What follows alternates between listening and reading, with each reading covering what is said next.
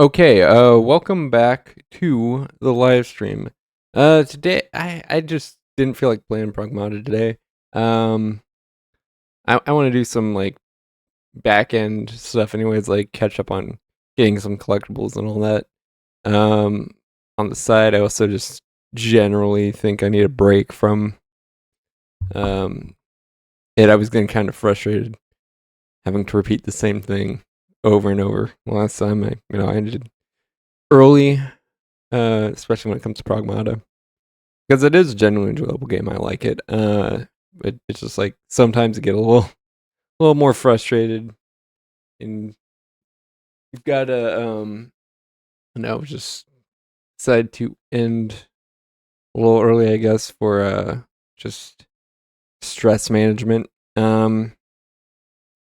So, anyways, we are back to reacting. I don't think. I think the last time I did a reaction stream was last week, so I think we're caught up pretty much. I kind of fell behind with all the Pragmata stuff going on.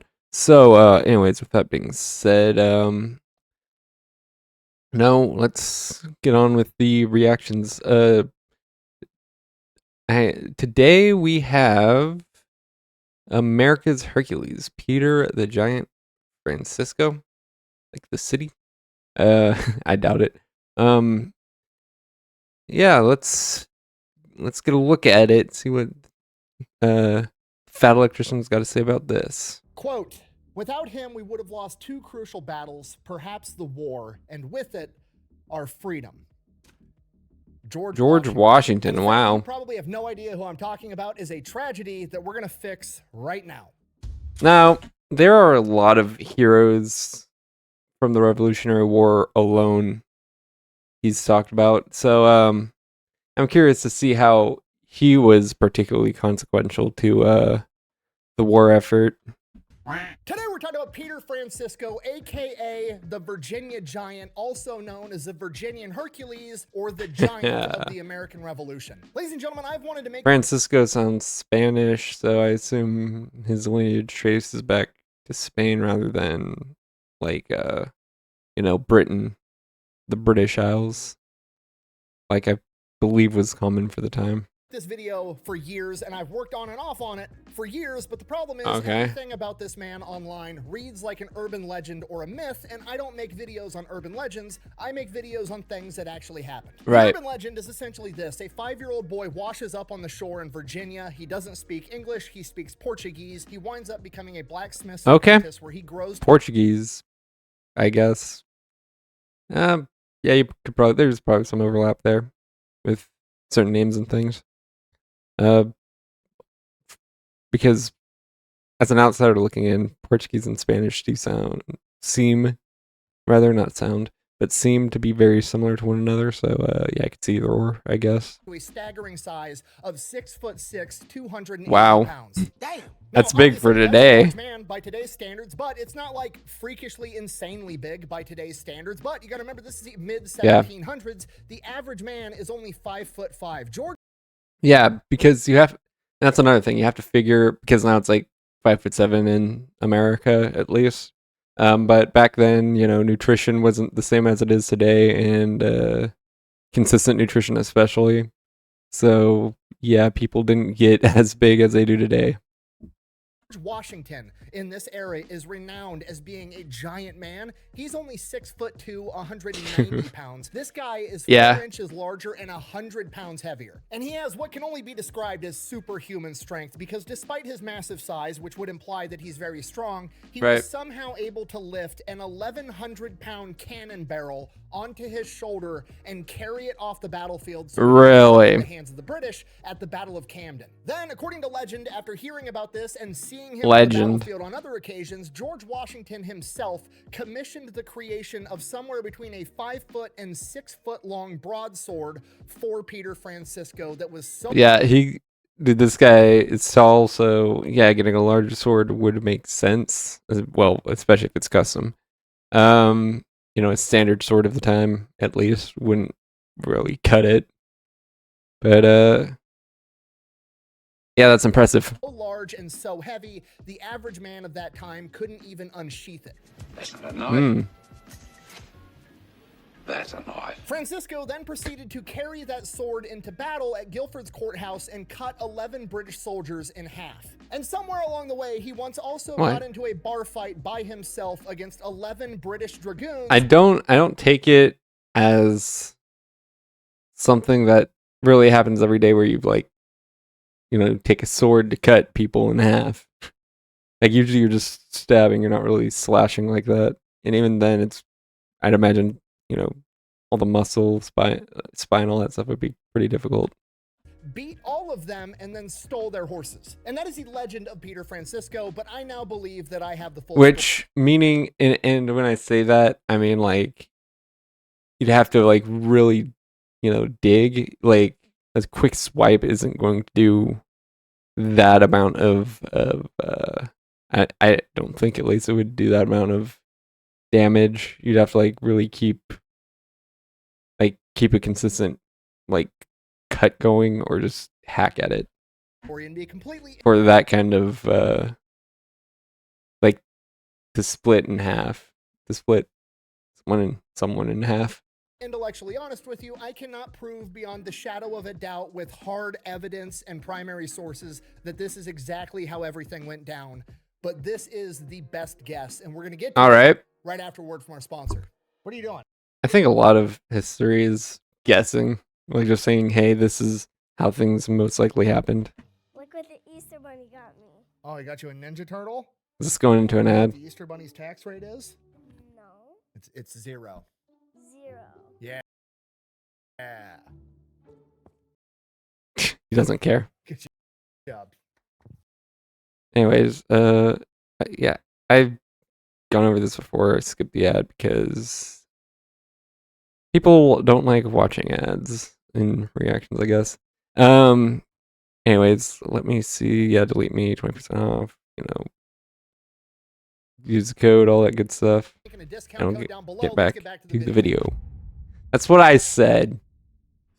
Our story begins in 1765 at the docks of City Point, Virginia. Okay. One of the men working the docks this day is a guy by the name of James Durrell. There's a big ship anchored out there. And so, because obviously they're claiming it's going to be a boy washed up to shore. So actually, let him kind of boat is getting rowed closer go about and it. To the dock, so he goes Talk about to the dock to meet these people to see what they want. As they get closer and closer, he can start to see, okay, there's some grown men and then what appears to be a child on board. They get closer and closer. Eventually, they pull up to the dock, don't tie off or anything, just hand him a 5-year-old boy and then row away. Okay, so they know he's 5, because what I was getting at is like if someone just handed it to someone else, like, you know, there's no birth certificate, nothing to confirm like their date of birth, anything like that. You're kind of sort of guessing, you know, like obviously you could tell a 5-year-old from like a 10-year-old, but at the end of the day, you're still guessing within like a range of, let's say,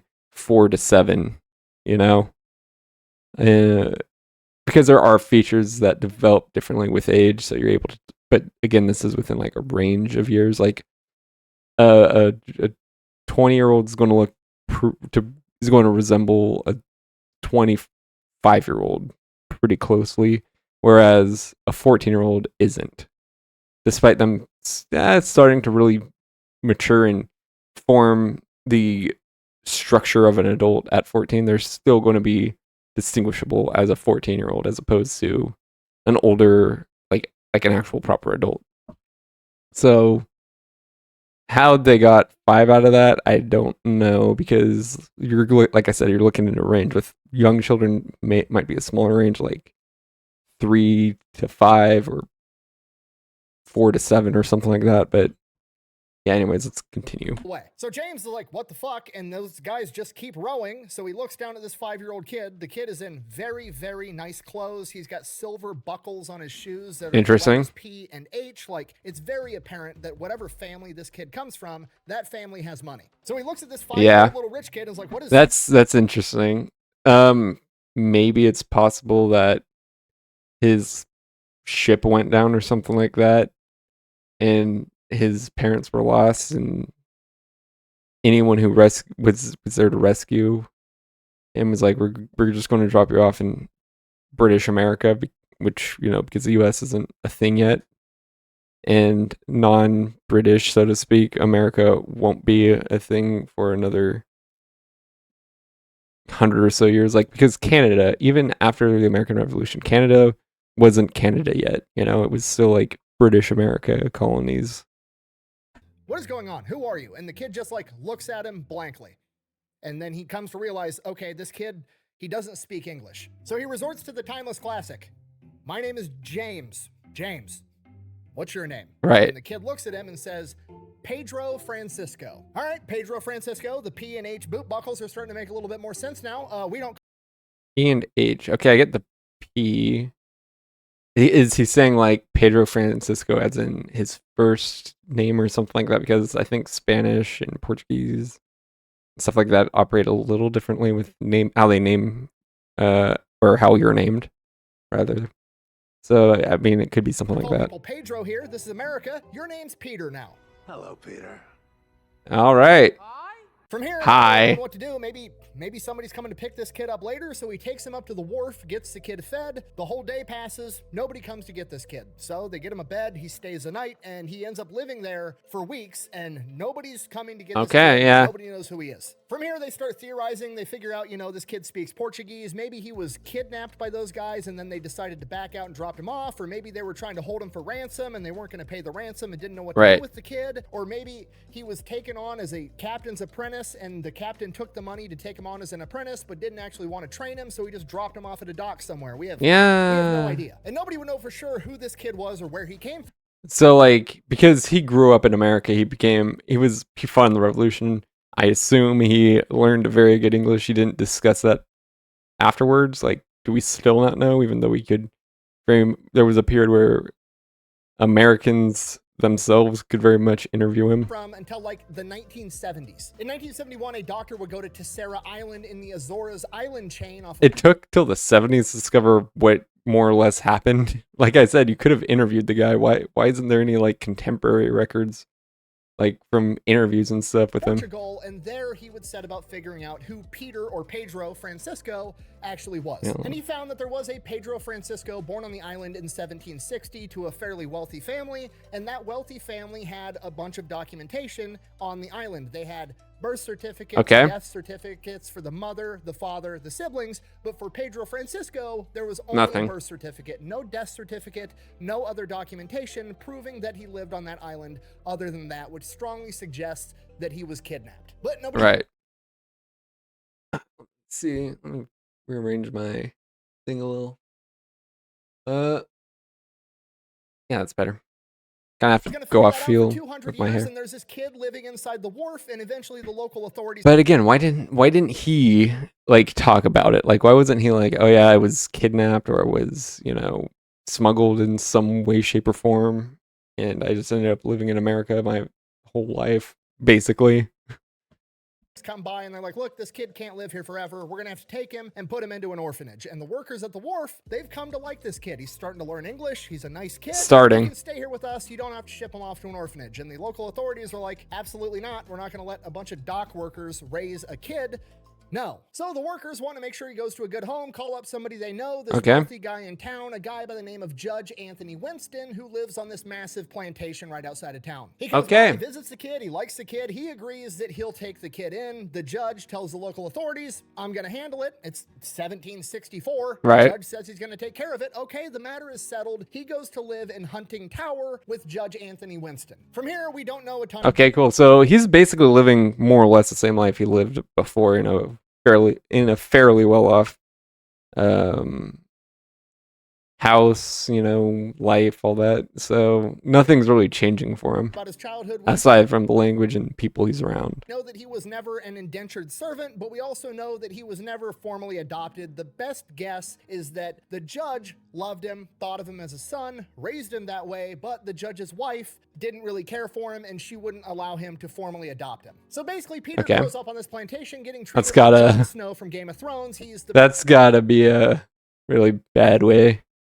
Like bad relationship, not with the judge himself, but like just like certain conflicts going on bastard child that's still, you know, the son of the king. He pretty much immediately starts growing like a weed. Allegedly, he's the size of a full-grown man by the time he's like 8 years old. And obviously, he outgrows the shoes that he showed up at the dock with. And remember, those shoes had those very ornate P and H shoe buckles on them. And the judge didn't want those to get, you know, thrown out or him to lose them because it's the only thing he has that he showed up to America with. So the judge, as a gift to him, has them recrafted from shoe buckles into knee buckles that would go on his pants that he would wear for the rest of his life. We also know that okay, so shoe buckles were like, so like, because nowadays you have like shoelaces which you could just lace any shoe with, but like shoe buckles are like crafted to fit specifically like that size of shoe is what it sounds like. Or I don't know, maybe shoes were crafts, like independent crafts back then, and they were meant to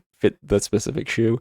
I don't really know the history of shoemaking myself, but yeah, I mean, seems like, so basically what it's getting at is like they couldn't just take like it wasn't like the buckle was like this small thing being held in by a lace that they could just adapt to the new shoe size. Like they had to like find some other use for those. Obviously, this was the 1700s. He's clearly going to end up working on this plantation, and the thing that he gravitated toward at a young age was blacksmithing, and then he would actually go out and shoe the horses. By the time he was 10, he was almost 6 feet tall, and it was said that when a horse didn't want to get shoed, he could physically hold the horse's leg and shoe it at the same time while it was resisting. We also know that he didn't really get any formal education because he wasn't able to read or write till much later in life. However, he was exceptionally intelligent because he was always hanging out with his new dad, Judge Winston, and all of his buddies. And one of those buddies, well, like you also have like inherent intelligence, like IQ, right? So yeah, even if you're not like a, let's say, smart person, you're inherently smart. You're inherently intelligent. So yeah, like he could possibly naturally pick up on things regardless of his proper, like, his education. Like, educated does not equal smart, and uneducated does not equal dumb. It's you have like I said, you have inherent intelligence.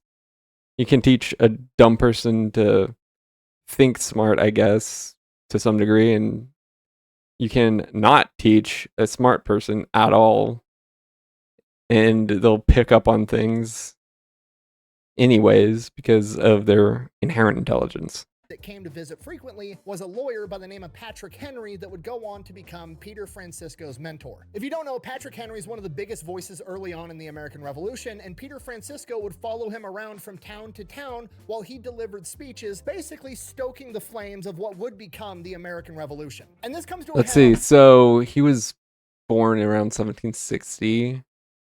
So yeah, when the revolution broke out, he would have only been, what, like 15, 16 maybe, depending on like his birthday. You know, like, because again, like October, January of 1760 is going to play differently and all that when the revolution breaks out, even though the year itself is going to be technically a specific age. March 30th, 1775, when Peter Francisco is 15 years old at St. John's Episcopal Church. Wait, let me just back that up because I might have paused it. 75. Yeah. Flames of what would become the American Revolution. And this comes to a head on March 30th, 1775, okay, when Peter Francisco is 15 years old at St. John's Episcopal Church in Richmond, Virginia, when Patrick Henry delivers one of the most famous lines in American history, "Give me liberty or give me death." And Peter Francisco is sitting right there when it happens. And this is a tipping point for Peter Francisco. I mean, he's been following around Patrick Henry for years at this point, listening to these speeches. He's already got this huge amount of patriotism and understanding for his age. And then he hears those words, "Give me liberty or give me death." As soon as he gets back home to Judge Winston, he goes to him and asks his permission to join the United States military. And Judge Winston has, you know, the proud dad moment of, I'm really proud I helped raise a man that wants to do this, but also, you're 15 years old. I understand that right now you're 6'5". I mean, back then though, like, back then, I think we put a more authority, I guess, or like more like independence, whatever. I can't think of a better word at the moment. I know there's a better word lying around in my tongue. I just can't remember it off the top of my head for whatever reason. We give like back then, I think we gave kids 15 and 16 and 17, even 14 and 13, a lot more independence, and like basically a 15-year-old being in a military at the time wouldn't have been a bizarre thing. You know, it was something that I'd imagine would be fairly common because they were a lot more free at that age to do what they wanted than they are now. Not saying that's right. 15-year-olds are idiots. But back then, you know, the standards of, you know, just life in general were very different, you know. Yeah, you had marriage you got married much younger, like basically as soon as you became an adult, things like that. You know, you were working before your age left both your hand before you could needed a third hand to count your age.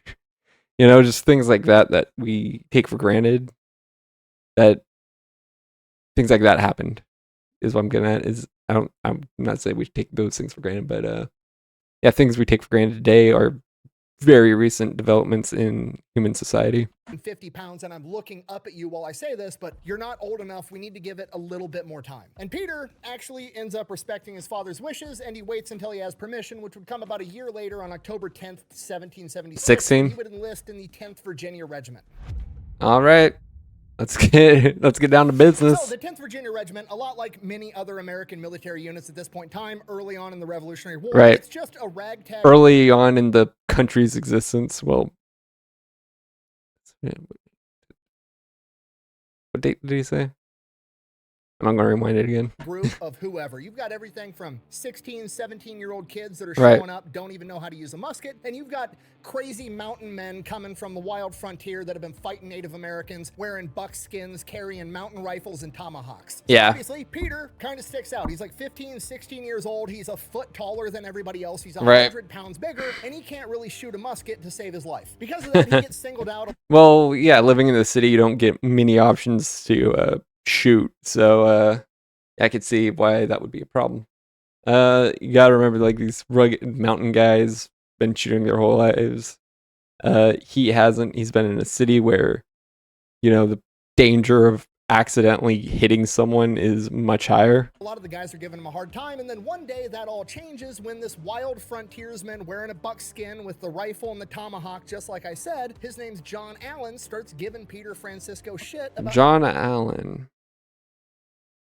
I feel like I've heard, maybe not that combination, but I feel like John is a very common name, but I feel like Allen. I'm trying to place if that's a name of importance. How bad he is at shooting this musket, and he's ripping into him, and he's like, you can't hit a cow at 60 yards, and I can hit a squirrel at 200 yards. In fact, I can probably hit a target better with my tomahawk than you can with your musket. Go ahead, Peter. Why don't you go ahead and point to something? I'll hit it with my tomahawk. I'll show you. So Peter, being the smart kid, he sets him up. He looks down, and he goes, okay, you see that pine tree? Okay, look like 10, 15 feet up. You see that patch right there where the branches split? Hit that. John Allen jumps up, throws his tomahawk, and splits this thing right down the middle. John Allen whips around as arrogant as ever, like, see, told you I could do that shit. And Peter Francisco just says in front of all the other boys, yeah, that was pretty impressive. How are you going to get it down? Gotcha. He starts laughing their ass off like the kid just set you up. You just lost your tomahawk. Absolutely hilarious. John Allen gets fucking pissed. Peter Francisco, big sweetheart, big teddy bear, actually starts to feel bad for the guy. So he walks over to the tree. I mean, he deserved it.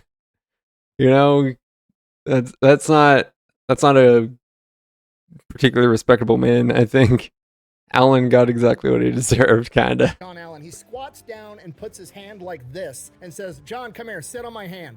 And John Allen's like, I'm not doing that. I'm a 170-pound man. I'm not going to let you pick me up into this tree so I can get my tomahawk down. And Peter Francisco, using his gigantic booming voice, just goes, sit!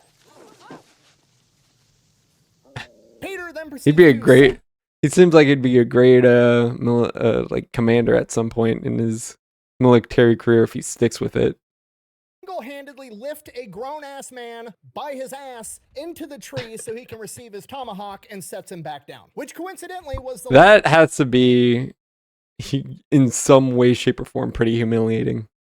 last time anybody gave Peter shit. Also, him and John Allen became really good friends. Now, from here, they get sent off to their first battle at the Battle of Brandywine. Basically, what's going on at the war at this point in time is the British general, General Howe, has decided he's going to take a massive British force, march south from New York to Philadelphia, the home of the revolution, and just crush the revolution right now. Good plan. Right out of the gate, George Washington needs to get there, get past Philadelphia, intercept him to save it so the revolution can live on. So, obviously, in order to do that, he's going to have to march all of his men either... Yeah, because Washington, D.C., as the name of the city implies, was not constructed yet. Yeah, in fact, I don't think Washington... I know Washington didn't spend a single day in D.C., as president, really. And when I say a single day as president, I mean like sitting in the Oval Office or something or whatever. You know, he may have visited the town while it was under construction, but he never like stepped foot in the capital proper. I think he died in 1797. Wait, no. Died a few years after his presidency. So I'm trying to think of like if the White House was complete after his president, or how long after his presidency the White House was complete. Because I know John Adams, the second president, got to spend at least some time in the White House. Washington was like one of the only presidents that didn't, and I think probably the only one, actually, that didn't spend a single day in the White House. Past or through Philadelphia, and he opts to go through Philadelphia and stage a parade because you got to remember there's still people that are loyal to the crown, there's people that are loyal to the revolution, and he thinks showing people, here's how many young men are willing to go off and fight for this, you should believe in them, and maybe we can actually win this war. So on August 24th, 1777, 10,000 American patriots marched through Philadelphia on their way to Brandywine Creek to stop the British. Peter Francisco. All right. Obviously, Peter sticks out marching through this parade, being like 18 inches taller than everybody else. Fast forward a couple of weeks, Peter's going to see his first taste of battle on September 11th, 1777 at the Battle of Brandywine. Washington's army is set up, blocking all the easy crossing points along the Brandywine River. Washington's plan here is to basically... Keep in mind, this is more of a defensive battle than an offensive battle. He's trying to keep the British from getting closer to Philadelphia, so like he's not so concerned with like crossing. He just wants to keep the British from crossing. And it's a river, so that's going to be harder already. So yeah, blocking the best entry points is really smart. Yeah, it's going to it's going to be easy for him, like, because he's honestly because obviously you want to have as much land in your advantage as possible, but you also have to realize natural barriers, sacrificing any potential land gains in exchange for natural barriers that keep your soldiers relatively safe while leaving the enemy open to fire is a better strategy, in my opinion. The British people under General Howe's command to have to march through these narrow channels to cross the river, and his army is going to light them up in this fatal funnel and win the battle. It's a solid plan. What Washington doesn't know is that a bunch of Tories, people that are still loyal to the British, have went around and then informed the British of the crossing points that aren't guarded or are very lightly guarded, and the British have exploited that to move a massive force into Washington's flank, and he doesn't know they're there. So when the battle kicks off, the Americans get flanked, not good, expecting it, by a massive force, and the American line starts to disintegrate. Very quickly, this situation goes from we're here to stop the British to we need to survive, otherwise we're all going to get captured and or killed, and the American Revolution is over before it's even really begun. So George Washington and Marquis de Lafayette jump into action. They start organizing the retreat, and Nathaniel Greene, aka the Fighting Quaker, takes the men under his command, the men from Virginia, including Peter Francisco, and forms a new line to cover their retreat. So Peter Francisco and his guys get the order. They run out of this wood line into this open plowed field. They're going to set up a new line and cover the retreat of Washington and Marquis de Lafayette's men. And Peter elects to brings some of the wood line with him. According to the story, he picks up I what's mean, described as a barrier. medium-sized tree and carries it into the plowed field with him and lays it long Good natural ways barrier. so him and a bunch of other guys can use it for cover. So Peter and his buddies are Yeah. posted up behind this tree, waiting for the order to fire. They get the order. They launch several volleys into the British line as they're approaching, and then they get the order to prepare for the bayonets. They're about to bayonet charge the British. Peter Francisco, Ooh. oh shit moment, looks over to his right. There's his buddy John Allen. He can't mount a bayonet to his mountain rifle, so he pulls out his tomahawk. Peter Francisco looks to his left. There's his other buddy, Adams. They all stand up and get ready to hop over this tree and make the charge, and Adams takes a round directly to the chest and falls over dead. Peter, 17-year-old kind-hearted gentle giant, seeing his friend killed a foot to his left, loses his shit, hops the tree, and charges the British before the order's even given, and all the rest of the 10th Virginia follows. And Peter isn't even effectively using his bayonet, you know, like a spear. He's literally out there swinging a 6-foot-tall rifle and bayonet like it is a baseball bat, knocking British in half, and it's described as cutting men down as if it were a scythe. He ran his sword through that. Interesting. You were nothing. Someone dies every time he swings his sword. Because yeah, that's a bayonet loosely attached to the rifle, so, or well, musket, whatever. So yeah, the idea that he was able to do that specifically with the bayonet is open to criticism, but or critique or analysis, whatever. But yeah. This goes on for a little bit, and then eventually the British just kind of evaporate. The rest of the unit that they were engaging falls back to the other end of this field, and the men under Nathaniel Greene's command continue engaging the British in this shootout where they hold off long enough for the rest of the army to retreat, and it finally ends at nightfall. The American army retreats back to Chester, which is on the Delaware River. The battle did not go how they wanted, but the revolution survived to fight another day. Cutting back to Peter Francisco, after the British that he's engaging in hand-to-hand combat are all either dead or retreated, John Allen, who also survived, points out like, hey, Peter, you're bleeding from your leg. He looks down, he's got blood all over his leg. He's like, huh.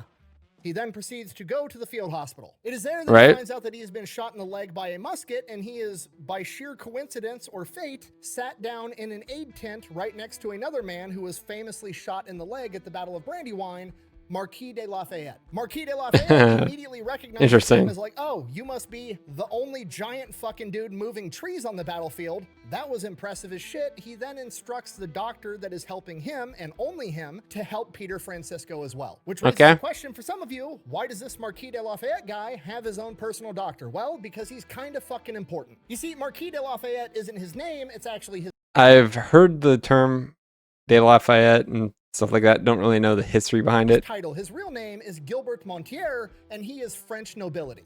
I'm being beaten up by a guy called Rupert. Which is weird because King Louis of France made it illegal for French nobility or French officers to go help in the American Revolution. And Gilbert over here at 19 years old said, fuck that, I'm gonna go fight in the American Revolution anyways because I want to. This kid is the equivalent of like a billionaire back then, okay? He had an inheritance that granted him $50,000 a month back in the 1700s. It's millions of dollars today. He went down in France to a harbor, bought a ship, sailed it to America, and then got in with George Washington and started helping fight against the British. And later on, he is the one that would convince France to help America in the Revolution. It's not an exaggeration to say that this rich kid didn't get a wild hair up his ass to go fight the British. America might... I mean, that's just the French in general. The French just get up one day feeling like, I could go for, you know, getting one of those Brits. Exist today, and now Peter Francisco is sitting next to him in the field hospital, and they've just become best friends. So they're hanging out in the hospital tent for a few days. They become really good buddies. Marquis de Lafayette's gonna get shipped out to a bigger hospital for more care, and Peter Francisco, he's young, he's a giant, he's a freak of nature. He's already healed and well enough to get back on the front lines. So before they go to part ways, Marquis de Lafayette is like, hey, what do you want? What can I do for you? I want like a token of gratitude, you know, of our friendship or whatever. And Peter Francisco's kind of caught off guard, and he's like, I don't know. I guess I could really use a sword, like a big one, bigger than the tiny ones that you guys are all carrying around. And Marquis de Lafayette is like, makes sense to me. A giant sword for a giant man. I'll talk to Washington for you. And that's it. They part ways, and that's the last he hears of it for a while. All right.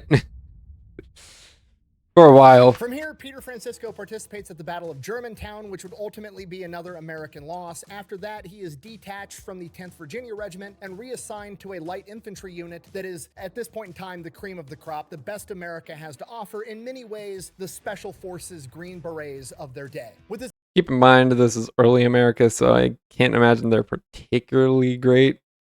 I don't know. Even compared to the British, but who knows? Maybe they got some high skill guys on their side, new unit, he or sees well, combat at Fort the American Mifflin, side's also their known side, as Mud whatever. Island, which would ultimately culminate in another American loss before they have to bed down for winter at Valley Forge. We have no idea of Peter's personal story at Valley Forge, but it's probably because it sucked and nobody wanted to remember it. Basically, they sat there all through winter, froze their ass off. They had very little clothing. Some guys didn't have shoes. They were all starving and afflicted with disease, and a ton of people died. Coming out of winter in Valley Forge, the war resumes, and Peter next sees combat at the Battle of Monmouth in June of 1778. Tactically speaking, this battle results in a draw, which isn't great, but up until this point, I mean, it's better than what America's been through so far, so I'd count it as a win. Kind of like the War of 1812. It was a whole war that turned out to be a draw on both sides.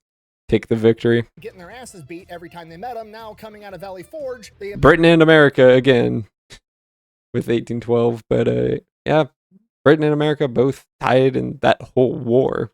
So yeah, appear to be fighting better. So that's good. As for Peter Francisco specifically, he gets shot in the leg again, which he proceeds to walk it off and go to his next battle. And that battle is at Stony Point. All right, here's what's going on at Stony Point. Stony Point has this fort. This fort is considered impregnable and overlooks the Hudson River, so no ships could get past it without taking cannon fire. Pretty strategic position. The Americans had control of it. The British, utilizing their massive navy, took a bunch of troops up there, took it over, sending the message to George Washington and the Revolution, hey, we got the bigger navy, we can do what the fuck we want. To which George Washington famously replied, and I quote, yeah, bet. No, I'm just kidding. He didn't actually say that, but his actions did. George Washington personally rides up there to evaluate the impregnable defenses of Stony Point, and he comes up with a plan. But first, he needs more intel. He needs to know the weaknesses of this fort from inside the fort. So he has an officer pretend to surrender under a white flag, get inside the fort, and then take a bunch of mental notes of what the best strategy would be.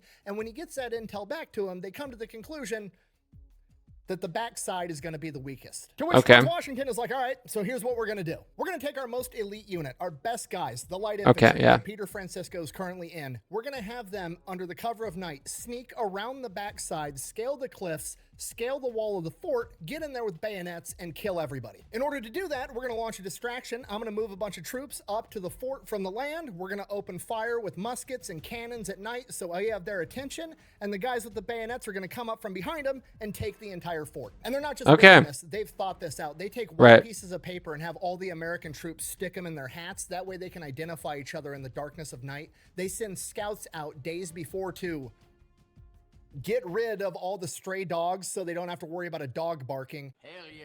And the guys that are going to go on the back end and yeah, I wonder what they did to those dogs. Yeah, I know I'm not talking so much about this. Like I feel like this is one of the more dry reactions. I don't really add a ton to say. I'm invested in it for one, and also I just don't know what I can add. So, you know, this one's probably going to be a little more just watching.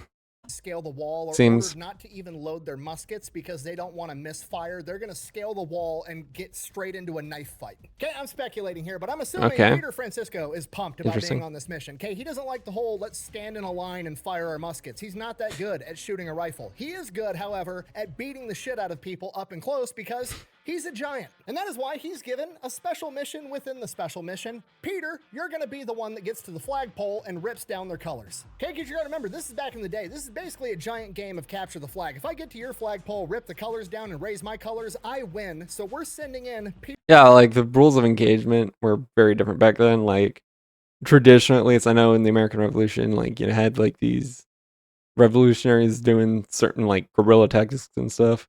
But traditionally, you know, you set a time and date for a battle, you arrive at the battlefield, you line up all your guys at each end of the battle and march at each other, and whoever, you know, offs the most men on the other side is the winner, kind of thing.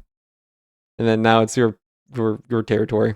Peter Francisco to take out whoever you've got guarding that flagpole. I don't know who you guys got playing goalie over there, but they're about to have a bad day. The plan kicks off on July 16, 1779, right at midnight, when Washington has his men start opening fire on the front side of the fort. After the attack is underway and the British begin firing back, they have the British's attention. The light infantry moves around the outside, being led by Lieutenant James Gibbons. They wade through the waters of the Hudson River, then they scale the walls of the fort, and the first man over the wall is Lieutenant James Gibbons, and the man right behind him is Peter Francisco. As the rest of the men scale the wall, they begin their bayonet attack, and Peter Francisco heads straight to the flagpole. As he approaches it, it is being guarded by a single man, and then the British alarm goes off, but it's too late. There's already hundreds of American light infantry inside the fort. As Peter bears down on this lone sentry, the sentry becomes aware of the presence of Peter, and judging by the oh shit look on his face, he's already fired his musket, and he doesn't have enough time to reload. At this point, Peter charges, and to the sentry's credit, the guy stands his ground, and he lunges at Peter and attempts to bayonet him. Peter quickly takes one hand off of his rifle, swats this guy's bayonet away. The bayonet just grazes his abdomen, giving him a 9-inch gash across his stomach, and stabs him with the other arm. Peter then presumably removes the British colors, hoists the American flag, and guards the flagpole for the remainder of the battle, which only lasts about 25 minutes before every redcoat inside the fortress is killed and or captured. Now it's at this point that I need to get us on track here. Peter Francisco is 19 years old. He's already fought in multiple battles in the Revolutionary War. He's been shot in the leg twice. He now has a 9-inch saber wound across his abdomen, and he spent winter in Valley Forge, freezing and starving to death.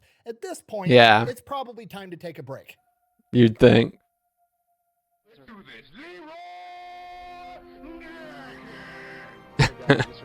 Yeah, so anyways, the next battle he fights in is Paulus Hook about a month later. We don't know much about that means what, like how many years old? Like, I wouldn't be surprised if it's in the realm of decades old at this point, like, you know, like early 2010s memes.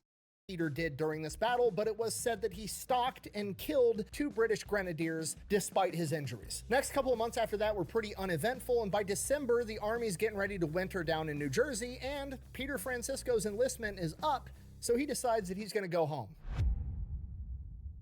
Drunken side quests, let's go. Peter heads back home, and when he gets there, to his surprise, his aura has kind of shifted in relation to everybody else. He's used to getting stared at and getting looks out in public, but it was always, holy shit, look at the size of that one. And now it's, holy shit, that's Peter Francisco, the war hero. People now know who he is. He has respect from pretty much everybody. Aside from that, life just kind of goes back to normal. He's living at Huntington Tower with his dad, and he's shoeing horses. He's working on the plantation. He's just doing Peter Francisco stuff for like 6 months. Except for, you know, now he does have a new thing. He does like to go out drinking with the boys at the local tavern. All right. He served with a lot of these guys. The 10th Virginia Regiment was all recruited from the same general area, and a lot of them also finished their enlistment and came back home. So now he's got a new group of buddies. Then one day the boys are out drinking at the bar. They're having a couple of beers, and then some sergeant from the army comes in, and he starts trying to recruit people. Obviously, this starts with swapping war stories, people talking up Peter Francisco, how awesome he is. Next thing you know, Peter Francisco wakes up the next morning after a bender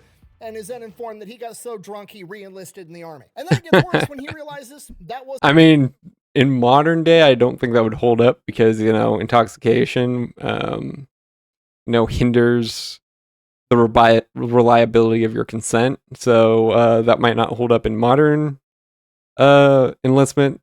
But back then, I don't think they cared so much about, you know, intoxication. And a Continental Army recruiter, that was a recruiter for the Virginia militia. Ooh. I'm a militiaman. Ridiculous this is. Peter Francisco was basically top-level special forces operator of his day. He was trained by Frederick von Steuben with the light infantry. He served the battlefield with Marquis de Lafayette and George Washington, and he just got drunk and accidentally enlisted in the militia. This is like Rambo joining the National Guard, okay? Like, not that there's anything wrong with serving in the National Guard, it's just we weren't expecting that caliber of person to come through the doors. You know what I mean? It's like a high school football team drafting Marshawn Lynch for their running back. Hey. It was a mistake, to be fair. But yeah, like, the National Guard is... Now, like, I'm not here to, like, shame the National Guard or anything, but at the end of the day, the National Guard is purely reserve. And your specialists tend to be, you know, like, you know, your Navy SEALs. Well, Navy SEALs is Navy, so I'm not sure if there's really much in reserve in, like, something similar to the National Guard in that regard. But, like, your Green Berets are, like, active duty service members, basically. Whereas a National Guard is just like the standby reserve that's technically kind of sort of active, but not really. Like they have, day jobs outside of being National Guard. So yeah, like these aren't necessarily expected to be your cream of the crop soldiers, at least not proven cream of the crop. If you just run through somebody's face, a lot of people ain't gonna be able to take that over and over and over and over and over and over and over and over. But you know what? Judge Winston didn't raise him to be a bitch. He said he was going to do it, so he goes off and does All it. right. So Peter shows up to the militia. Respect. He recognizes some other guys there. Like there's some guys that have previous actual Continental Army experience, so that's good. But that's beneficial to some militia. Whoever Joe Blow that showed up. But yeah, that is definitely beneficial to the militia, having people with experience, people who actually know how to fight and all that, rather than just showing up because they wanted to. And then being given a militia training rather than an actual military one. Their own gun. Then the man in charge of the militia, Colonel William Mayo, sees Peter Francisco walking by, and he's like, "Oh shit, that's Peter Francisco. Hey, come here." Yeah. Yeah, you're my bodyguard now. Shortly thereafter, he finds himself being the bodyguard for Colonel William Mayo at the Battle of Camden. Now, at the Battle of Camden, the Americans line up against the British. It's 2,100 Americans versus 4,000 British. So hold on, because that's like because obviously you have the Union Jack for the British, but you also have the like English proper flag, what is it, like St. Edward's Cross or something like that, on the white background. But there's also Union Jack in there. Is that like to symbolize just British America in general? That's my best guess, because I don't know why like the English proper would have Union Jack in their flag, like a version of the Union Jack in their flag. My best guess is like this is to symbolize like British America specifically in some way.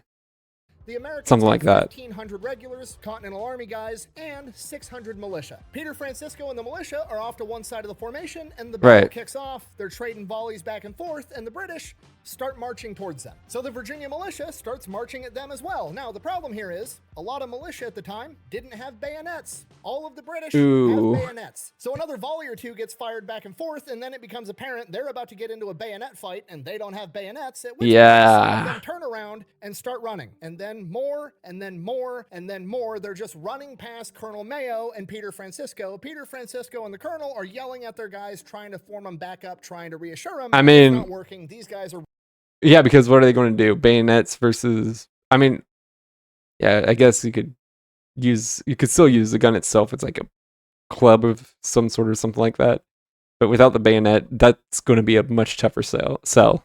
Running for the wood line. And very quickly it goes from Colonel Mayo trying to get his men to stand their ground to, "Hey guys, can we at least bring the cannons with us, please?" I mean, we're in a war. These are kind of important. They're hard to come by. We don't want to lose them to the British. We're going to need these for later. Let's grab the guns. Nobody listens. They keep running for the wood line. Thinking fast, Peter Francisco evaluates the situation, looks at the gun. The horses that were pulling it are dead now, and he just kind of like walks around it real quick, then lifts it and breaks the cannon tube free from like the wheels and the yoke, and then which are a lot more replaceable to pick it than the what is that, like, I don't know if it's a bronze gun or cannon or whatever, but yeah, the wood is a lot easier to replace monetarily and physically, I'm sure, even than the cannon barrel itself. Up onto his shoulder and carry it to behind the Continental line because the Continentals are still in the fight. Now, according to legend, this cannon barrel weighed 1,100 pounds, which let's be honest here, that's not humanly possible. Yeah. There's nobody on the planet. There's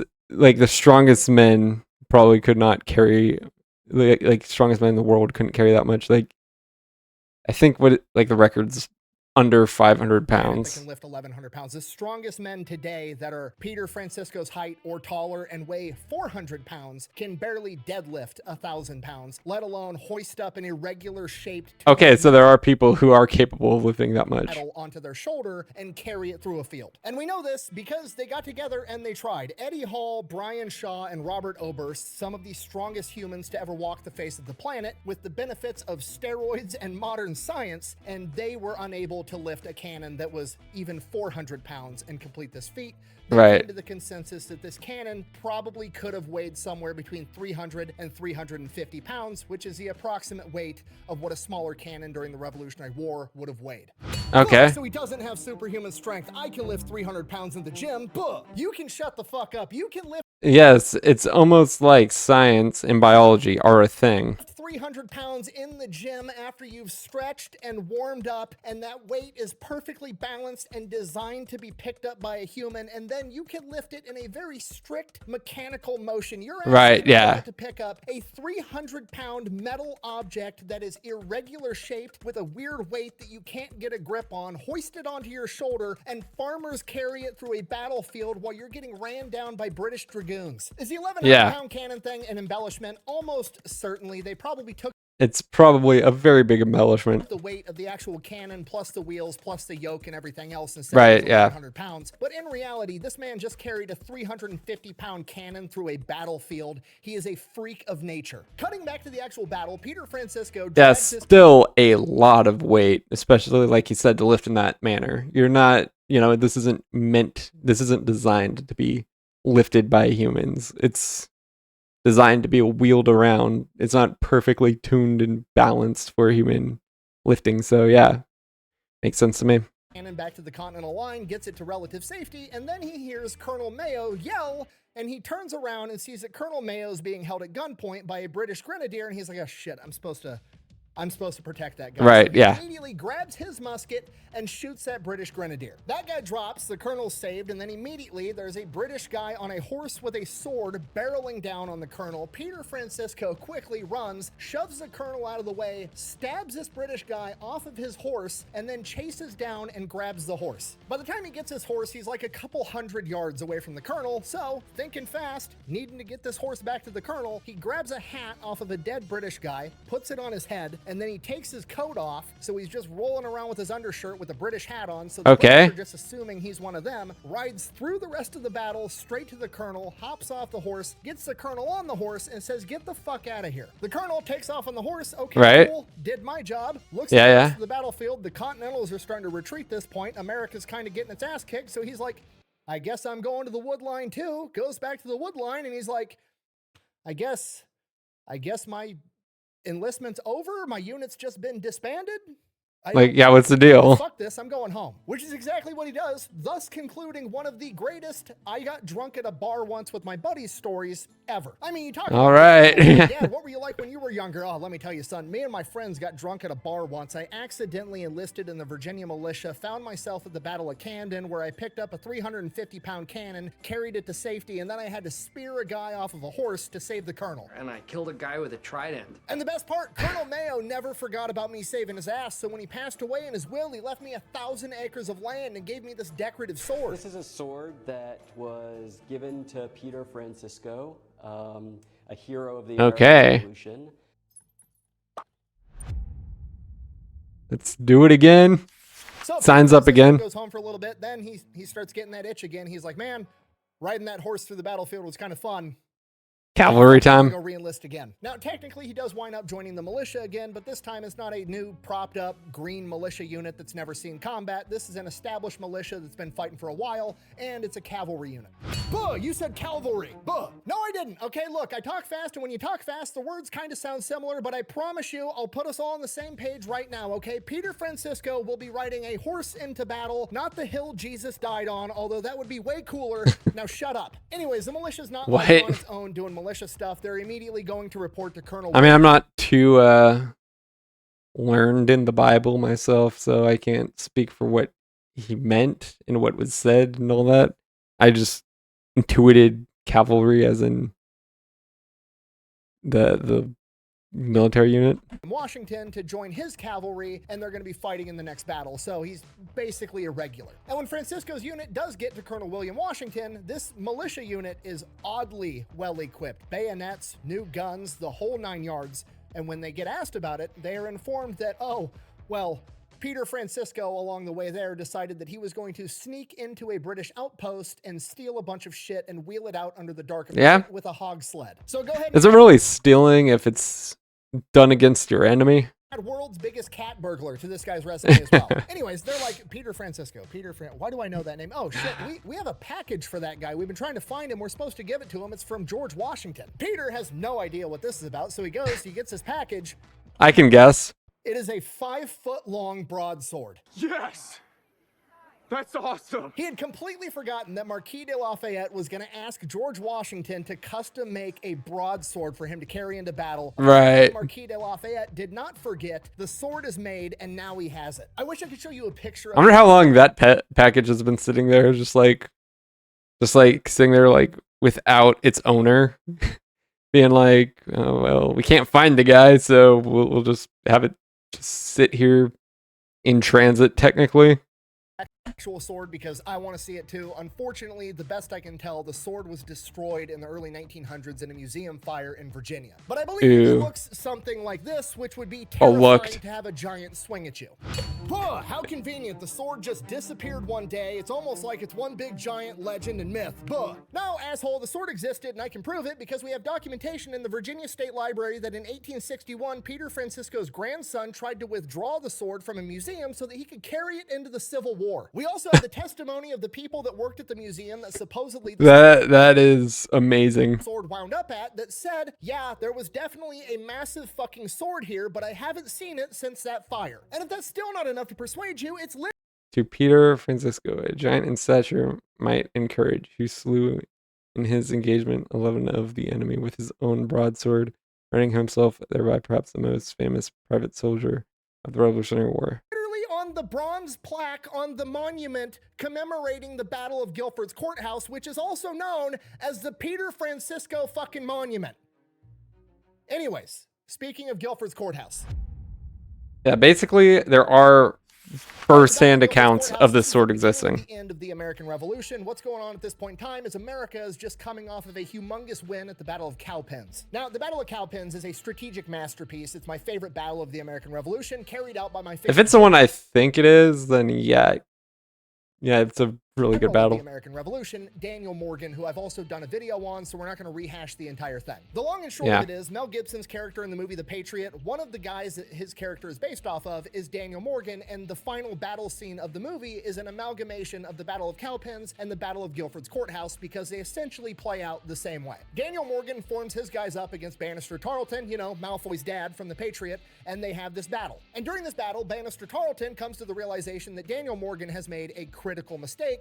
He has militia forming up the center of his formation, which is something you should never do because the militia are the guys that are most likely to break. They're not as well trained, they're not as well equipped. But he takes advantage of that. And they're more likely to turn and run. And if that happens, the entire formation fractures and the battle's pretty much over. So Bannister Tarleton has his men charge for the center of the formation, the militia fires a few volleys, then they turn and run, and the British give the order, which was predicted by Morgan, to chase them down. They're going to squash the revolution right now, and the militia sure they will. Over, up the hill, down the hill. The British chase them, and then all of the militia guys dive onto the ground because there's a shit ton of regulars back there. Exactly. On the British. Daniel Morgan baited Bannister Tarleton. This leads to a humongous American victory where they kill, capture, or wound over 1,000 British soldiers. This wow. is a humongous blow to the British military in the Carolinas, and the only force left is the guys underneath General Cornwallis, about 2,100 men. So now the strategy for America becomes drive this last remaining force of General Cornwallis's men out of the Carolinas. To do that, George Washington's right-hand guy, Nathaniel Greene, the fighting Quaker, is going to take his army and confront General Cornwallis at Guilford's Courthouse. After the battle, sounds like a plan. Daniel Morgan's not going to make it because he's sick and bedridden after the battle, but he does take time to write Nathaniel Greene. I'm not going to read the entire letter, but the gist of it is, hey,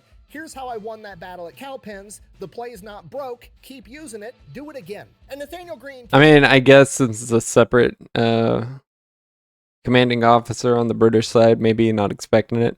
Advice. He forms up his front line made out of Green militia, instructs them to fire twice and then retreat. Then his second line is also made up primarily of militia, but this is experienced militia that's going to be able to put up a fight, make this believable. These guys wind up getting off somewhere between 10 and 20 volleys against the British, and then they retreat back into a wood line behind them. The British then chase them through a wood line, breaking up their formation as well, and then on the other end of this small wood line is Nathaniel Greene with all of his best guys on top of a hill with formations and cannons ready and waiting for him. And then as soon as the British enter the open field, William Washington, accompanied by Peter Francisco, is going to ride his cavalry into the flank and crush everybody. And that's pretty much more or less exactly how it plays out. Cornwallis sees the front lines made up out of militia. They break the militia line. They charge. They run into the Virginians, exchange 10 to 20 volleys. The Virginian militia retreats back into the wood line. They follow.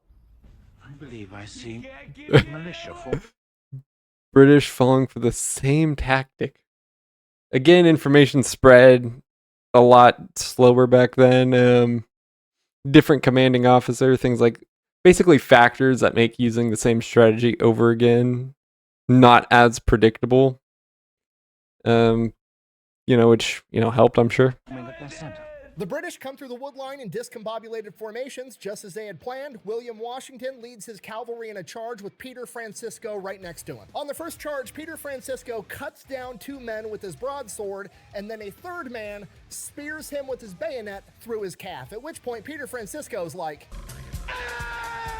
And then presumably the British guy looks up and sees that there's a giant on top of this horse, and he's like...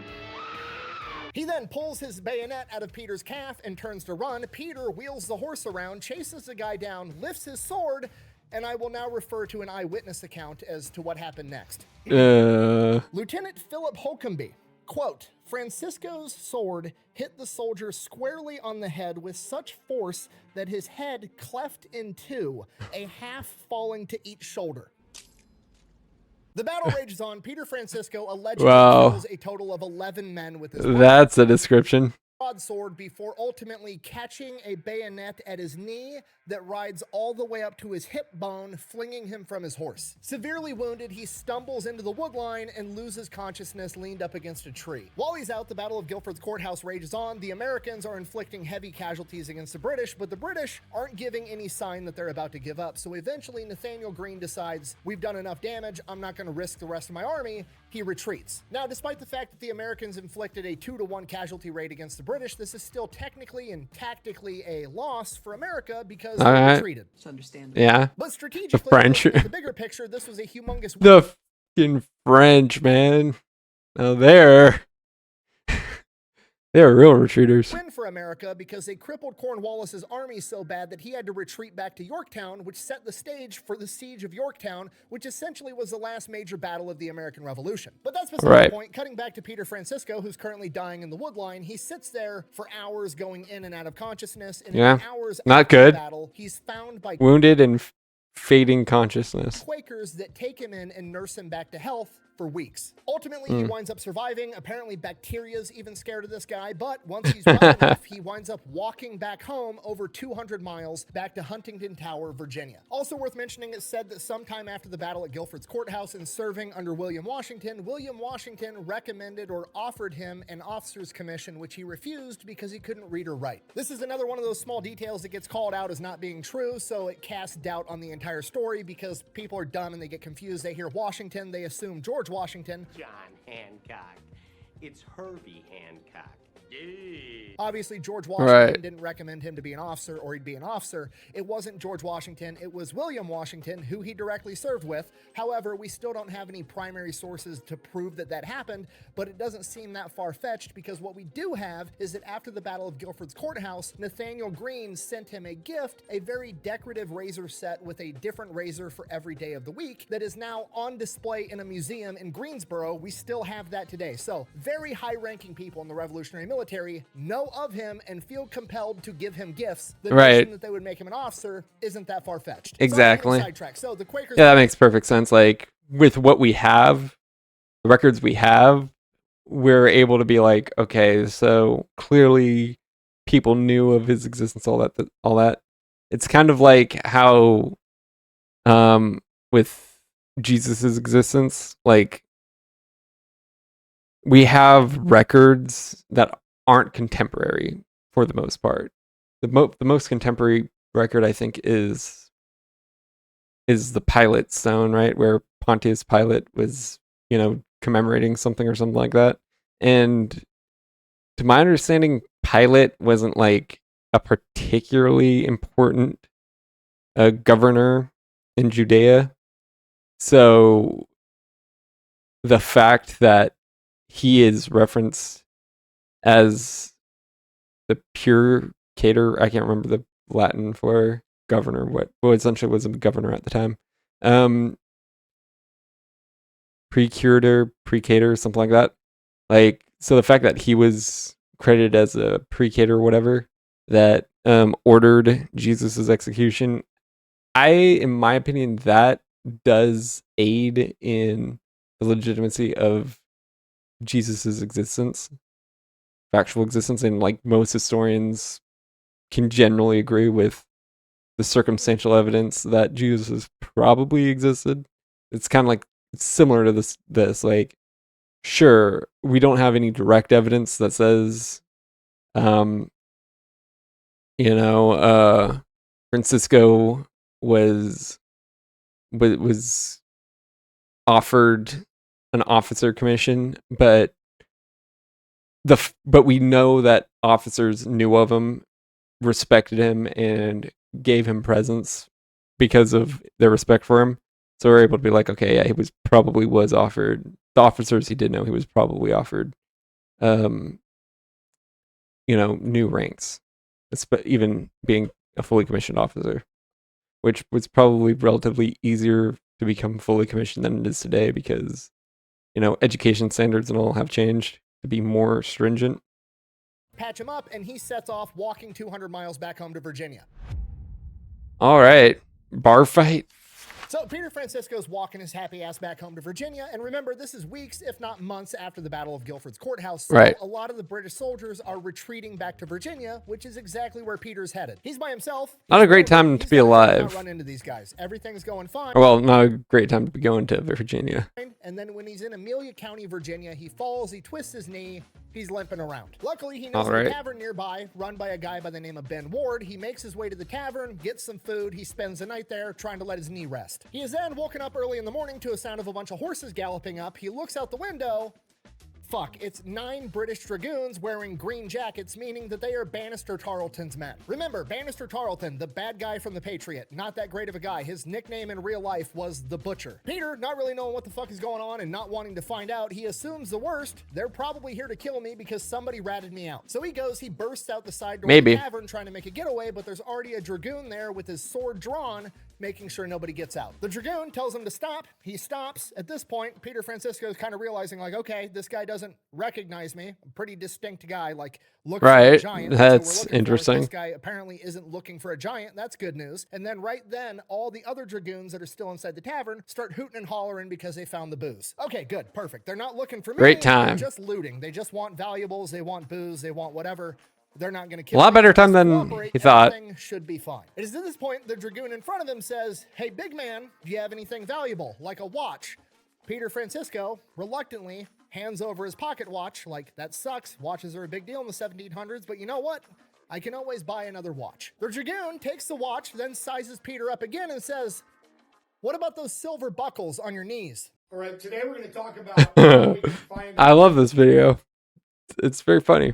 out and how much we can find out. Yeah, the same P&H silver buckles that Judge Winston gave him that he had recrafted from his shoes that he had on when he showed up to America in the first place. You thought I was giving you trivial details earlier, didn't you? No, yeah. Detail matters. And now we got a problem because these buckles aren't replaceable. They're sentimental family heirlooms. Right. For some chickens.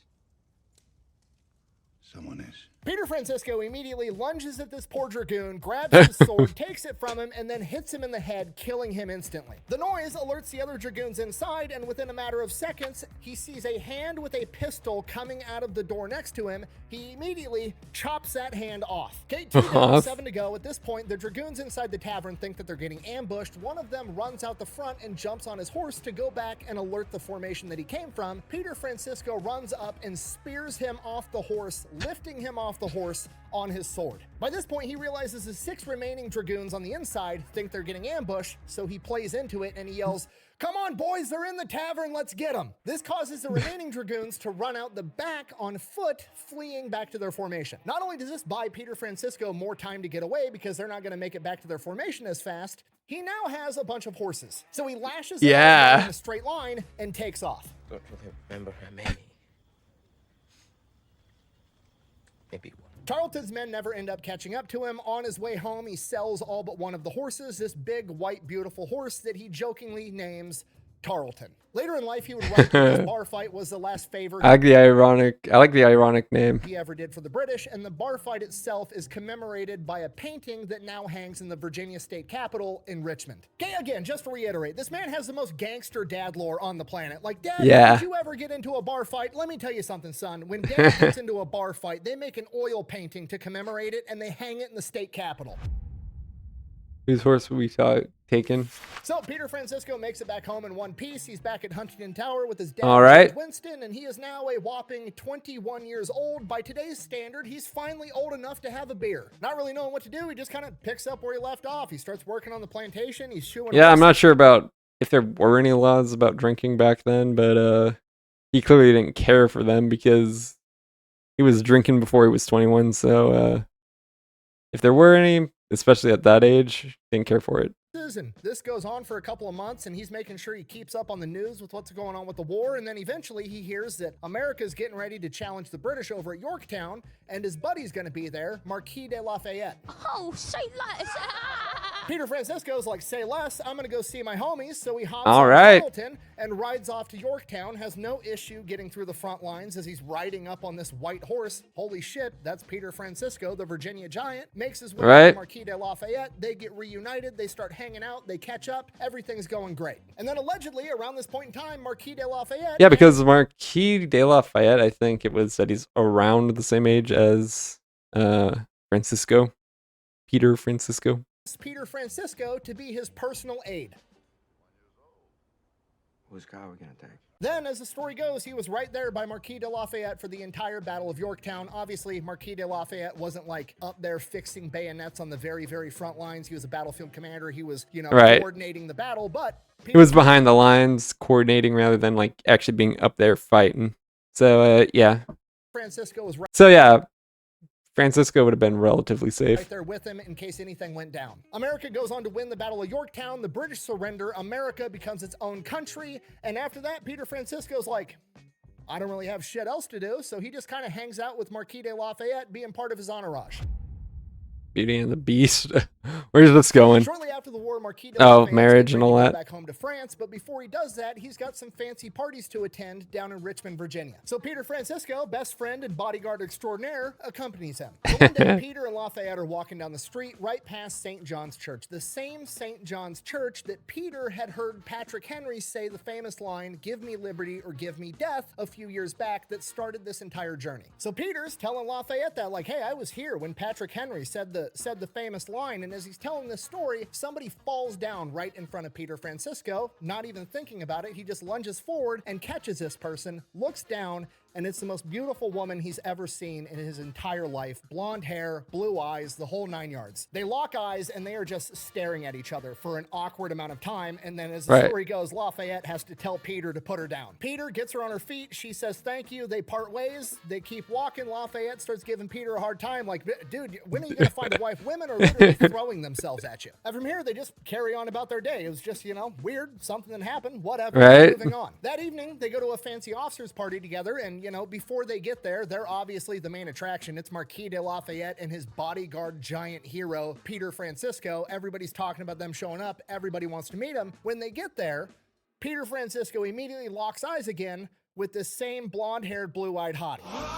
They get formally introduced. Her name is Susan Anderson, and she comes to the realization that the humongous hunk that saved her from falling earlier that day is also a war hero living legend. They go out to the garden together, they kiss, they basically both confess love at first sight, but Susan says that you need to talk to her father first and get his permission. Right, because that's the thing. Dating, as we know it today, is a 1910s concept. It's only been like dating as we know it today has only been around for less than 100 years, about, or not less, more than 100 years, about, just over. It's not really a thing that maybe it started becoming a thing, a growing thing in like the late 1800s, like 1890s, but especially before then, you wouldn't really date. You'd be like, okay, we're a couple now, or we have interest in each other, especially if you're doing it for love. We have interest in each other. Let's go run it by the families. If the families are cool with it, then we're cool with it, kind of, and then we're on, stuff like that. now it's like there's really no necessarily there's no concern for the family anymore. You're in modern day, you're a lot more independent on who you choose to marry. But yeah, nowadays. To call on her. Nothing wrong with that. That's completely within the realm of standard practice back in the day, especially in the aristocratic circles. So Peter Francisco goes and talks to Captain James Anderson, a military officer from an extremely wealthy family. And James Anderson, he's sympathetic, but he's not having it. He's like, ultimately, he basically says, look, Peter, I respect everything you do. Obviously, you're a man's man. That's great. But look, my daughter's used to a certain, way of living life. She's used to certain amenities. And you, as far as I can tell, are uneducated. You don't have a job. You don't own land. You don't come from money. And you're not going to be able to provide her with the same lifestyle that the other suitor that she's currently talking to, some other military officer from a fancy aristocratic family. Right. You can give her all of that, and you can't give her any of it. And that's another thing. Like, the American people are, or at least were up until recently at this point, British. They had aristocratic, hierarchies just like the British and all. So that's still going to be like a cultural holdover for a while in American history.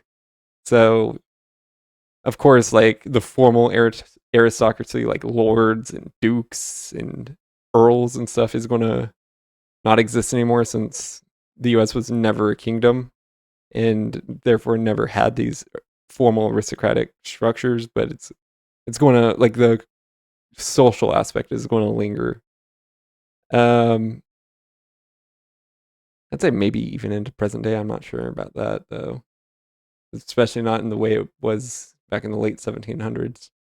I have to do what's best for my daughter. Peter Francisco, discouraged but also not giving up, basically tells Captain Anderson, look, I'm not asking to marry her tomorrow. I'm uneducated, but I can get educated. I don't have money, but I can get money. I don't have land. I don't have all these things, but I can get these things. Nice recovery. Captain Anderson, obviously skeptical. They part ways. Susan runs up to Peter. She tells him she heard everything. She was eavesdropping on the conversation. She tells him that she loves him and she's going to wait for him. The next day, Peter and Marquis de Lafayette part ways for now, and he heads back off home to Hunting Tower, Virginia. Okay, back to school. So Peter Francisco returns home. He's as motivated as ever. He has a very tight, very short to-do list. Get an education, get rich, get land, get laid. That's the plan. First thing on that to-do list, get an education. He's going to have to learn how to read and write, and this is 1781 in Virginia. Okay, they don't have GED programs floating around. There's only one way he's going to get this done. Can you even get a GED if you haven't even been to school? Like, what? I imagine there has to be like some sort of prerequisite, like, education standard. Like, you have to at least have attended elementary school, middle school, at least. And it's to go back to elementary school. Back to school,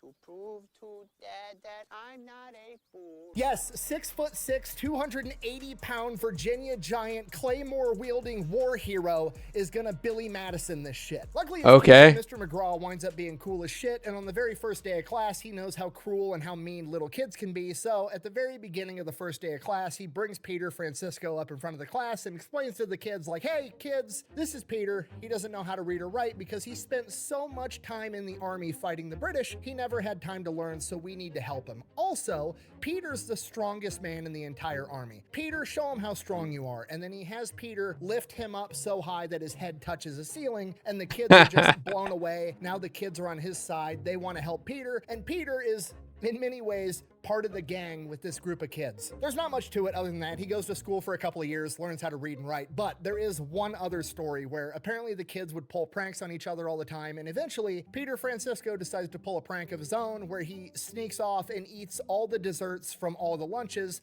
by himself. Mr. McGraw knows who did it immediately because obviously there's only one person that could have physically done it. It's the 6-foot-tall giant. It wasn't one of the 8-year-olds running around elementary school. So Mr. McGraw, who's pretty good friends with Peter at this point, tells Peter in front of the class, gotta face your punishment just like everybody else. You're part of the class. And the punishment at this point in time is getting bent over a desk and whipped with a switch. To which Peter is like, come on, I'm a grown-ass man. You're not going to whip me with a switch over the table in front of all these kids. And Mr. McGraw's like, you can take the punishment like everybody else, or you can go home. To which Peter's like, all right. all right, whatever. And then he proceeds to get whipped with a switch just like one of the kids would in front of the whole class.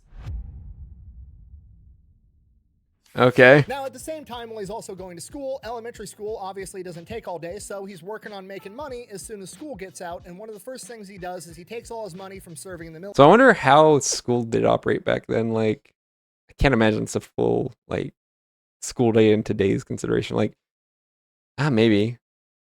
Like, I'd imagine because education standards were different back then, maybe if it's only, like, 9 to 1 or something, you have a lunch break in the middle. I don't know, because there's clearly lunch. He has a military pension coming in, and all the money that he took from selling off Tarleton's horses, and he invests it in... Okay, he actually has, like, a proper pension for his time during the revolution, because that's the thing. This is the revolution era, so, like, I can't imagine, like, you know, there wasn't as stringent of pension protections back then, and he didn't even serve that long, technically, but he's still entitled to the pension. To his own blacksmith shop and general store. So he's making good money doing that. He starts acquiring land while he's still going to school, and then he accidentally stumbles into this new side gig. Whenever there was, you know, a town event, a dance, whatever, and there was an issue or a fight, he was always the guy that broke it up. He was basically town security, you know? He's a teddy bear. He wants to make sure everybody's safe. He didn't mind doing it. Well, that would eventually turn into all the local tough guys would want to see if they're the tough guy, and they would challenge Peter Francisco to a fight, and people would bet on him, and Peter would get paid for winning, and Peter never lost. And then it went from local tough guys to regional tough guys, and then it just became a normal thing in town for some big burly woodsman to stagger in, wanting to challenge Peter Francisco to prove that he was the baddest man on the planet, only to find out he in fact was not. And this goes on for the next 3 years, and then let's go. He's finally finished school. He knows how to read. He knows how to write. He's made a bunch of money. He has a successful business. He owns hundreds of acres of land. He goes back to Richmond, Virginia, and he marries Susan. And for a brief good for him. Everything's perfect. They have their first 2 kids, and then everything goes tragically wrong. Their third child dies, and then shortly after that, his dad, Judge Winston, also passes away. And then shortly after that, his wife Susan becomes sick and also passes, and he is now a single father to 2 kids. From here, he does the best that he can. He keeps running his businesses. He keeps having dudes come into town to fight all the time, but he never loses, and he takes the kids back to Richmond to see their grandparents. Only having 2 kids back then, especially without remarrying after the death of your wife, that is going to be very challenging to, you know, raise them to adulthood, you know, get your own grandchildren like your parents now have. You know, because disease and all that was a lot more rampant and uncontrollable, or uncontrolled, whatever you want to say. But yeah. Over the years in Richmond, he has frequent run-ins with one of his wife's best friends, a woman by the name of Catherine Brooke, and over the years, they fall in love, and then they get married almost 10 years after the passing of his wife. They're madly in love. They wind up having 4 more kids. Peter's running his businesses. Everything's going great. Everything is perfect. And then the War of 1812 happens. Peter and Susan's son James enlist in the army to go off and fight for America just like his dad did. But you know what? Even though Peter Francisco is 52 years old at this point, he's not about to let his son go off and do it alone. He's joining the army too. Okay, to be honest, we have no idea in what capacity Peter Francisco served in the War of 1812, but it was confirmed by the Department of Veteran Affairs in 1940 that Peter Francisco did serve in the 5th Infantry Regiment in the United States Army in the War of 1812. All right. Whatever happens with him in the War of 1812, we don't know, but we do know he survives, and he comes back home to Catherine and resumes his normal life, running his businesses, raising his kids. But did his son survive? Peter go on to live happily married for 27 years in total, until yet again tragedy strikes in 1821 when Catherine becomes ill and also passes away. Peter is now 61 years old. His wife has passed away. The kids are all grown up. They've moved out, and he is completely alone. I mean, this is more par for the course, at least, you know, like his wife in this case didn't die young, you know, and she lived a more full life, and especially back then, I'm sure. And you know, like basically this is a more fulfilling way to go out, I guess, is what I'm trying to get at. I'm not it might come out kind of harsh, I guess, but that's not what I'm trying to insinuate. It's just I mean, everyone's got to die. You know, spouses rarely die together, and as unfortunate as that is, and this was, I guess, more proper. Kids are out of the house. You know, they're old together. He's probably not going to live that much longer himself. Again, 61 at this point is getting up there, but yeah. Later, let's continue. In 1823, he would be at some fancy aristocratic party, and he would meet another widow, a woman by the name of Mary West from England, and she had also lost her husband, and she fell in love with Peter Francisco, the Virginia giant, and they got married. Unfortunately, the third time is not the charm, because as far as I can tell, she was a giant pain in the ass the entire time. This may be shocking to some of you, but apparently the English aristocratic woman from England doesn't really enjoy living in the back countries of Virginia with a giant blacksmith. But that's what they're doing, so they go back to the country. She's living out there in, you know, his farmhouse out in the woods in Virginia. It's not fancy like she's used to. She's bitching about it the entire time. She doesn't care for it. And then about a year later, in 1824, Peter Francisco gets word that Marquis de Lafayette is coming back to America. Yes! We know each other. The which Marquis? I said Murray. Which Marquis de Lafayette? Because that's a title. It's going to be like his son or something. Okay, Peter Francisco's pumped. His homie's coming back to town from across an ocean. He hasn't seen him in like 40 years. He goes to tell his wife, and she's like, I'm not going. My dresses haven't been taken care of. Our carriage isn't nice enough. I can't be seen like this. I'm a wealthy woman. This would be embarrassing. I'm not going. And Peter Francisco's like, whatever. I'm fucking going to see Gilbert. So I'm he heads stoked. off to meet Marquis de Lafayette. On the way, he lets his kids know, like, hey, I'm going to meet my buddy. This is basically your uncle if you guys want to come see him. All the kids come too, and he is reunited with Marquis de Lafayette. They have a big hug, at which point they catch up a little bit, and Marquis de Lafayette looks at his buddy, Peter Francisco, and says, you know, I'm like doing this tour thing. We're going from like town to town, Yorktown, Richmond. They're throwing parties for me everywhere because I'm kind of an American hero. I could use a bodyguard.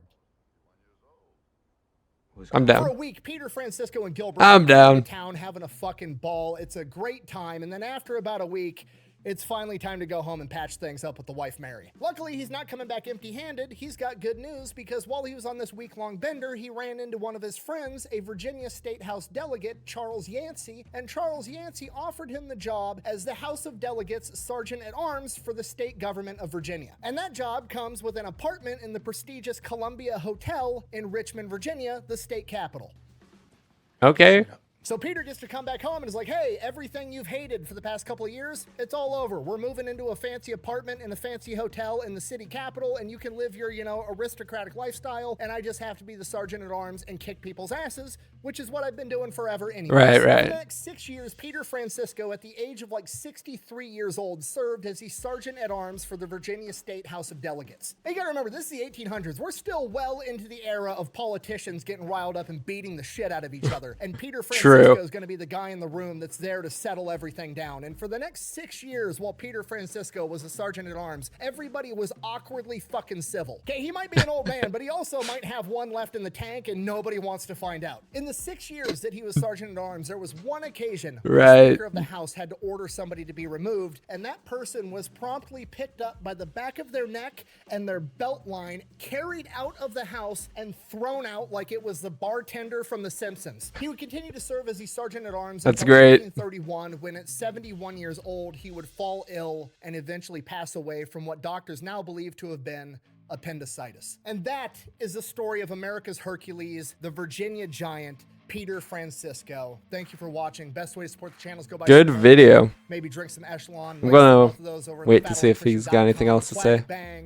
Or yeah, because obviously there won't be any interviews, but I couldn't figure out how to work this into the video without like breaking the whole flow. Okay. In 1806, there was another story that Henry Clay came to visit Peter Francisco. Henry Clay is, you know, known as the Great Negotiator. He's cousins to Cassius Marcellus Clay. Oh, yeah, yeah. Extra politician in history, like famous, important guy. And Right. Peter Francisco supposedly told him this story about how, you know, people are always coming to fight him and he's always beating people up. Well, on one occasion in 1806, this one guy showed up and he wanted to fight Peter Francisco, and Peter just wasn't in the mood this day. He was getting tired of doing this all the time. So he just like, no, we're not fighting. We're not doing this. And the guy's like adamant, like, no, you're going to fight me. And Peter's like, no, I'm not. And Mr. I think they called him Mr. Pamphlet in the story. And he's like, all right, well, let me feel your weight. And Peter's like, whatever, dude, fine. So the dude picks up Peter Francisco. He's like, holy shit, you're heavy. And Peter Francisco is just like over this whole situation. And he's like, you know what? Let me feel your weight. So the guy like raises his arms and lets Peter Francisco pick him up. And Peter like picks him up once, picks him up twice. And on the third time, he squats down, picks him up, and throws him over a 4-foot wall off of his property. That dude's still on the ground, like trying to gather himself. And Peter just goes, are we done here? And the guy's like, you might as well send my horse over next. So Peter pushes this horse up against the wall. It's only a 4-foot high wall. So allegedly, he was able to push the horse up enough and over enough to topple the horse over the wall after him. And the guy's just like, I'm satisfied. I'm fucking leaving. That's great. Yeah, that's the end of it. So with that being said, that's a great video. Go check that out. And let's see. Let's get ready to wrap this up. It was a long enough video that's gone into my stream time. Okay, but yeah, great video. Probably gonna have to do another. I think I'm gonna do another reaction stream this week, maybe. Yeah, because I don't think I did any this week. So, with that being said, let me check out here. What our options are.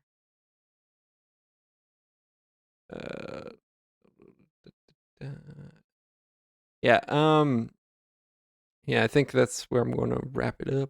Anyways, so yeah, if you did enjoy and haven't already, please follow, and also go check out my links. And you know, in the description, I'm uploading everything and all that. And yeah, until next time, I'll see you then. Goodbye.